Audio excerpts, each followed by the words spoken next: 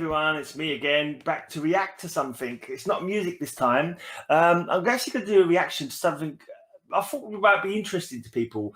People like I do reactions to a lot of Argentinian music, and some people say, "Oh, you don't know this history," or "This is from a period in time when this was happening," kind of thing. And I'm quite an inquisitive kind of chap, and I like to I like to learn. I sometimes go on a little bit of a like I'll find out one thing and then I'll end up chasing it down and reading more about it, kind of thing. Like Wikipedia, I'm on Wikipedia, go from one page to another, reading up on stuff. I don't always remember it, but I think a little nugget of it maybe stays in my brain. It's like when I do my podcast, I do my heavy metal podcast, and once a month I do a themed show, and I do themes about all different kinds of subjects, and so I like to read up on the stuff that I'm talking about. So, for example, I might do a theme about hell, for example, and I'll go through like reading about Greek mythology, about Hades. Mythology is something I'm quite interested in. And, all kinds of subjects I've done, stuff about colours. I've done stuff about colours, stuff about numbers. It's just whatever, like I did one for the months of the year and got some of the information about the different months. Just anything like that, really. And I just thought it'd be cool to check out some Argentinian history. So I've got this video that I downloaded, Argentina, animated history in 5 minutes. All right, it's not a very long video, so it hopefully won't be too boring for you to watch me watching it. But I thought I'd give it a try. And if there's any other, if you enjoyed it, I might go further, maybe get a little bit more in depth kind of stuff. Like a 5-minute history is not really gonna cut it, is it? But if you guys like this kind of thing, and you can want to suggest some more videos to me about history or anything really, then get in touch, because I'm trying to grow the channel, trying to get videos that I can react to without getting copyright strikes. Most of the music I react to, it belongs to the people whose music it is. I can still do them as long as I don't get a copyright. There's copyright, two different levels of copyright, and some of them just say, "Oh, it's okay for you to have this on your channel," but the advert revenue will go to the artist, which is fair enough. I don't want to get anywhere it's like you're barred for using this song, which can happen if you're not careful. So I am trying to find some stuff that I can react to as well as the music. So let's just go with this. I've already spoken too much. Let's go. Argentina animated history in 5 minutes. Let's see. Is a country of South America, covering most of the southern portion of the continent. Throughout its history, Argentina has been a nation of immense potential and promise. It ranks as one of South America's largest economies. Welcome to our animated history channel.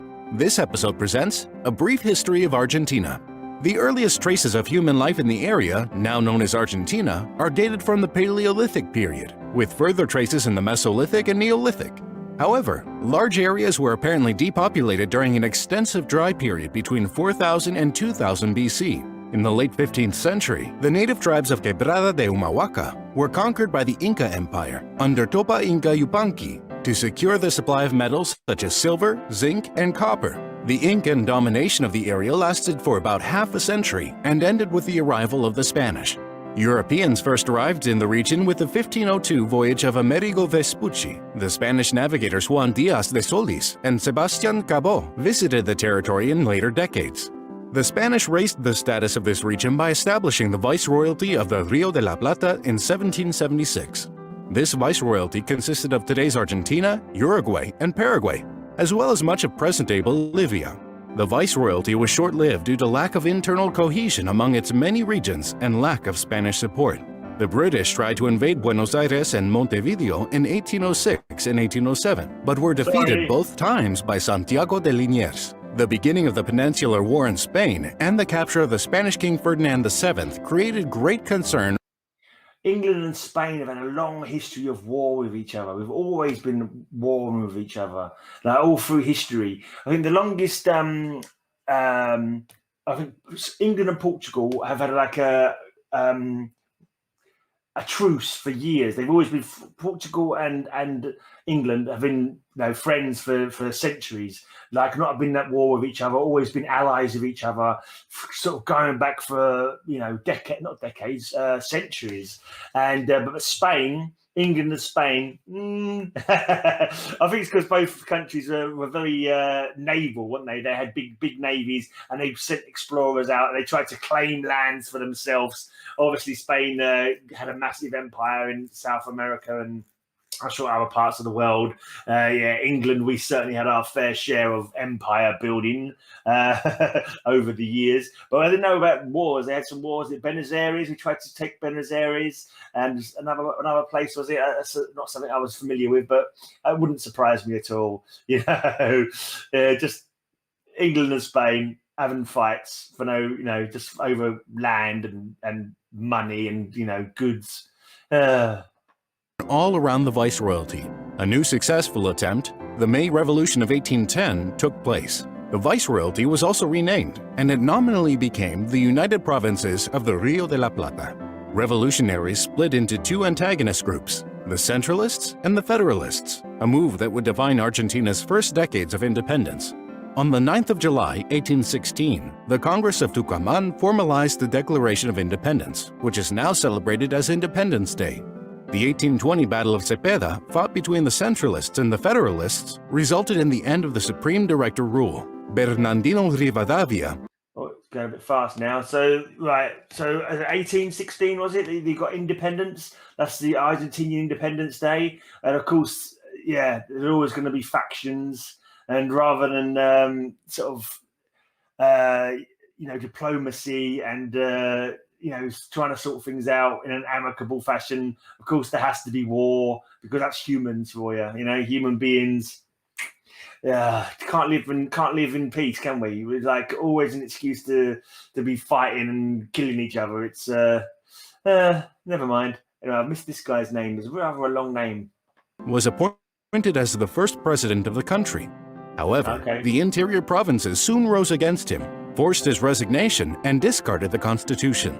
In 1835, General Juan Manuel de Rosas became dictator of Argentina. He was a federalist, but he introduced a strong central government. A rebellion later removed him from power. Urquiza immediately began the task of national organization. He became provisional director of the Argentine Confederation in May 1852. Until the late 19th century, the natives of southern Argentina lived in their traditional way. However, General Julio Rica led an army to conquer them. Driven by this immigration wave and decreasing mortality, the Argentine population boomed and the economy grew dramatically. Its railway mileage rose from 500 to 30,000 kilometers. Right, lots of growth there, lots of growth. Growth in population, growth in transport network. It seems like some of the leaders were a bit. He said there was a dictator there, and there's some insurrection. The first prime minister was, president was deposed. Forced to quit. The constitution was disregarded. They say, was that because the first constitution was no good, or?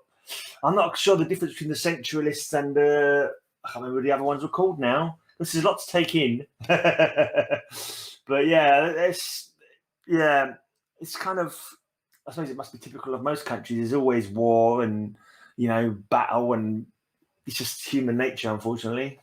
GDP grew so fast that despite the huge immigration influx, in 1865, Argentina was already one of the top 25 nations by per capita income.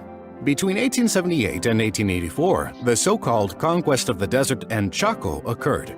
The first conquest consisted of a series of military incursions into the Pampa and Patagonian territories, dominated by the indigenous peoples. The conquest of Chaco lasted up to 5 of the century, since its full ownership of the national economic system only took place when the mere extraction of wood and tannin was replaced by the production of cotton. In 1916, Hipólito Yrigoyen, leader of the Radical Civic Union, won the election. He enacted social and economic reforms and extended assistance to small farms and businesses. Argentina stayed neutral during World War I. The second administration of Yrigoyen faced an economic crisis, precipitated by the Great Depression. In 1930, Yrigoyen was ousted from power by the military led by José Félix Uriburu. Although another person ousted. It seems quite I don't want to say a popular thing, but it's something that's happened historically there a couple of times. People in power have been forced out. It's never a good situation. Democracy, the people voting, it's obviously a lot better than people just deciding they want to take charge. You might be able to do a better job, or you think you can do a better job, but you hope there's not going to be continuations of that. You hope there'd be a democratic process and people getting their vote to vote for who they want to be in charge, rather than someone decided I want to be in charge and taking it over. Because that's not great. Argentina remained among the 15 richest countries until the mid-century. This coup d'etat marks the start of the steady economic and social decline that pushed the country back into underdevelopment. Argentina also stayed neutral during World War II, a decision that had full British support but was rejected by the United States after the attack on Pearl Harbor. A new military coup toppled the government, and Argentina declared war on the Axis powers a month before the end of World War II in Europe. After the 1943 coup, Juan Perón gradually... You're a bit late on that, on joining World War II, but that's interesting. I didn't know you were neutral in both those wars, or tried to remain neutral. But then you had another blinking person deposed there. It's like, wow. I mean, hopefully the political situation there is better now. I have heard people have mentioned about some of the hardships that the country has suffered, and it seems you went from being one of the top 15 like affluent, prosperous, developed countries to going into underdevelopment from, I'm guessing, from the way the country was run by this person who took over. I'm losing track of the names. This one, who is this one? This is emerged as leader. 3 years later, he was elected president. Perón introduced a number of welfare measures and nationalized industries. A revolution called the Revolution of Liberation forced Perón to flee abroad. In the next few decades, Argentina was marked by frequent coup d'etat, low economic growth, and then high growth rates. Occurring between 1970s and the 1980s, the Dirty War involved state terrorism in Argentina and disappearance of thousands of people. Meanwhile, inflation continued to rage and Argentina became heavily indebted. President Raúl Alfonsín was unable to solve the problem of hyperinflation in Argentina. Alfonsín handed over power to the next elected president, Carlos Saúl Menem. Well, it's good that he handed over power and he wasn't ousted at gunpoint. That makes a change. But yeah, it sounds like, I think most countries have problems with, inflation, and no country is that prosperous now. Even the countries you think are supposed to be prosperous, like America, have got like mass poverty in, a lot of their populace.